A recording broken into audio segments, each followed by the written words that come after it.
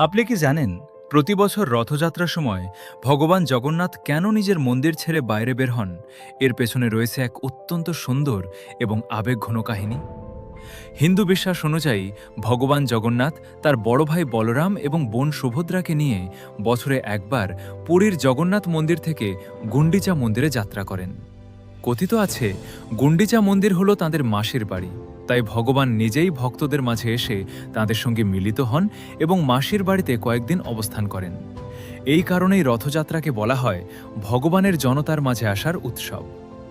আরও একটি বিশ্বাস হল, যারা কোনো কারণে মন্দিরে প্রবেশ করতে পারেন না, তাঁদের দর্শন দেওয়ার জন্যই জগন্নাথদেব নিজেই মন্দিরের বাইরে আসেন। তাই রথযাত্রা শুধু একটি উৎসব নয়, এটি ভগবান ও ভক্তের মিলনের এক অনন্য প্রতীক। ভিডিওটি যদি আপনার কাছে তথ্যবহুল লেগে থাকে, তাহলে একটি লাইক দিয়ে আমাদের উৎসাহ দিন। আর এই অজানা তথ্যটি আপনার বন্ধু ও পরিবারের সঙ্গে শেয়ার করতে ভুলবেন না। এমন আরও অজানা তথ্য জানতে এখনই আমাদের চ্যানেলটি সাবস্ক্রাইব করুন এবং পাশে থাকা বেল আইকনটি অন করে রাখুন। জয় জগন্নাথ।